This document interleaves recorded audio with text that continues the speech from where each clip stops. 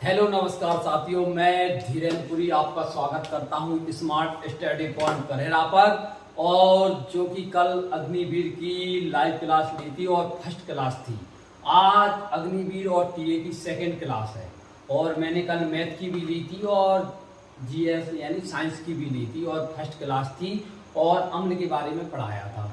और आज भी मैं पीएच मान के बारे में पढ़ाऊंगा। रसायन विज्ञान चल रही है तो रसायन विज्ञान के जो जो इम्पोर्टेंट टॉपिक हैं, मुझे लगता है कि यहाँ से क्वेश्चन आएगा, वहाँ से इम्पोर्टेंट आपको बता दिया करूँगा। डेली एक टॉपिक के बारे में आपको यहाँ पढ़ा दिया करूँगा, आप यूट्यूब पे डाल दिया करूँगा तो पढ़ लिया करो। अब चलते हैं, आज पीएच मान के बारे में पढ़ेंगे, सेकेंड क्लास है। और आज के पीएच मान क्या होता है, पीएच मान के बारे में सबसे पीएच मान की फुल फॉर्म क्या होती है, यानी पोटेंशियल ऑफ हाइड्रोजन। मैंने क्या कहा कि पीएच मान का फुल फॉर्म क्या है। पीएच मान का फुल फॉर्म है पोटेंशियल ऑफ हाइड्रोजन। फिर आता है सेकंड कि पीएच मान की खोज किसने की थी, तो पीएच मान की खोज सोरेनसन ने 1909 में की थी। सबसे पहला क्वेश्चन उठता है कि पीएच मान की फुल फॉर्म क्या है। पीएच मान की फुल फॉर्म है पोटेंशियल ऑफ हाइड्रोजन। फिर आता है पीएच मान की खोज कौन ने की थी, सोरेनसन ने 1909 में की। फिर आता है कि पीएच मान क्या होता है, तो पीएच मान के बारे में सबसे पहले अपन पढ़ेंगे कि पीएच मान से किसी विलयन की अम्लीयता व क्षारीयता को मापते हैं। मैंने क्या कहा कि पीएच मान वह वैल्यू है, वह स्केल है जिससे हम किसी विलयन की अम्लीयता व क्षारीयता को नापते हैं। अब अम्लीयता और क्षारीयता एक स्केल होती है जिसपे आप जो नंबर रहती हैं, जैसे मैंने बना रखी है कि 7 पर उदासीन रहता है और 7 से अगर कम होता है तो वो अम्लीय होता है और 7 से अधिक होता है तो वो क्षारीय होता है। अब आते हैं, कुछ पीएच मान दिए हुए हैं तो उनके बारे में बताता हूँ। सबसे पहला क्या है कि शुद्ध जल का पीएच मान कितना होता है। शुद्ध जल पहले क्या है, शुद्ध जल कौन सा जल होता है, शुद्ध जल एक वर्षा का जल होता है, उसे ये अपन शुद्ध जल कहते हैं। ना कि नदी नाले और हैंडपंप हुआ, ये शुद्ध जल नहीं होता, वर्षा का जल होता है वो शुद्ध जल होता है। फिर सेकंड आता है नमक का पीएच मान कितना होता है, 7। फिर आता है रक्त का पीएच मान कितना होता है, 7 यानी रक्त, छोटी आंत व मनुष्य के आंसू। मैंने क्या कहा, रक्त, छोटी आंत व मनुष्य के आंसू, यानी तीनों हैं। रक्त, मैंने क्या कहा, रक्त, छोटी आंत व मनुष्य के आंसू, तीनों का पीएच मान 7.4 होता है। फिर आता है लाल का पीएच मान कितना होता है, 7.5, 6.5 से 7.5। फिर आता है मूत्र का पीएच मान कितना होता है, 6, और कहीं मतलब थोड़ा डिफरेंस दिया होता है। और फिर आता है शराब का पीएच मान कितना होता है, 2.8। फिर आता है सिरका का पीएच मान कितना होता है, 2.4।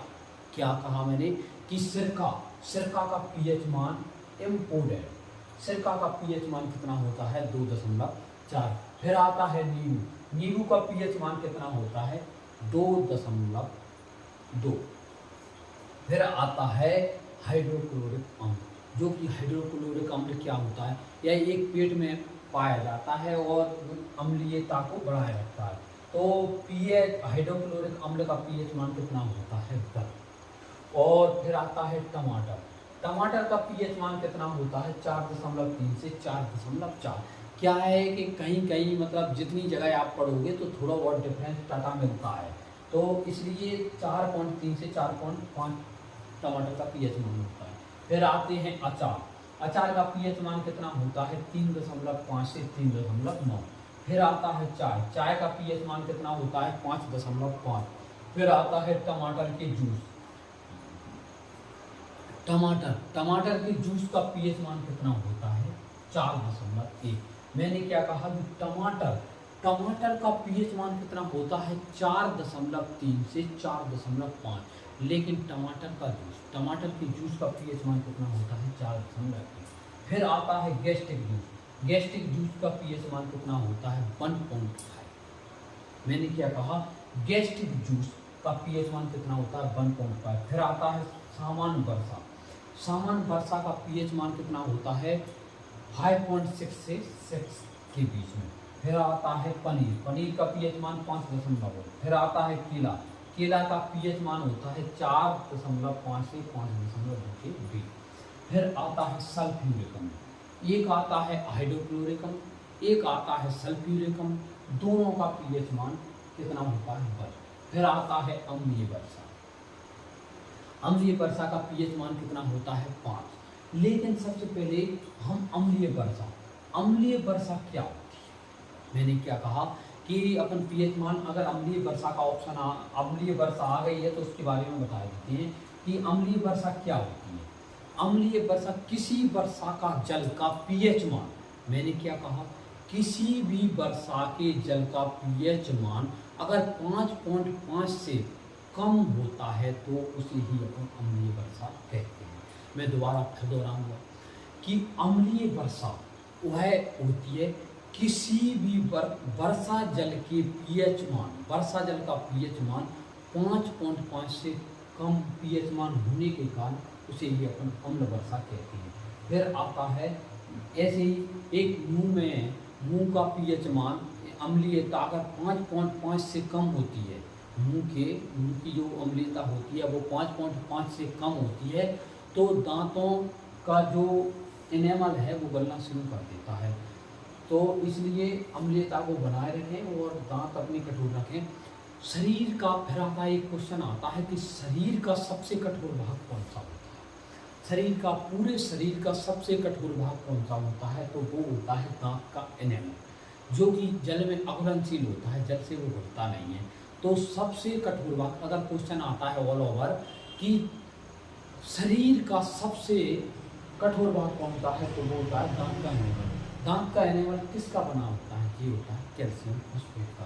तो मैंने पीएच मान के बारे में पूरी जानकारी दी और कल मैंने आपको अम्ल के बारे में पढ़ाया था। तो लगभग 20 मैंने जो पीएच मान लिखे हैं तो अग्निवीर में लगभग फंस जाएगा आपके लिए, वैसे आपको पढ़ने की ज़रूरत नहीं है। और फिर आगे ऐसे ही मैं जैसे रसायन विज्ञान ले लिए तो आगे भी मैं एक टॉपिक ले आया करूँगा डेली और आपको पढ़ा दिया करूँगा, आप पढ़ लिया करो। तो डेली ऐसे अपन कोर्स पूरा कर लेंगे।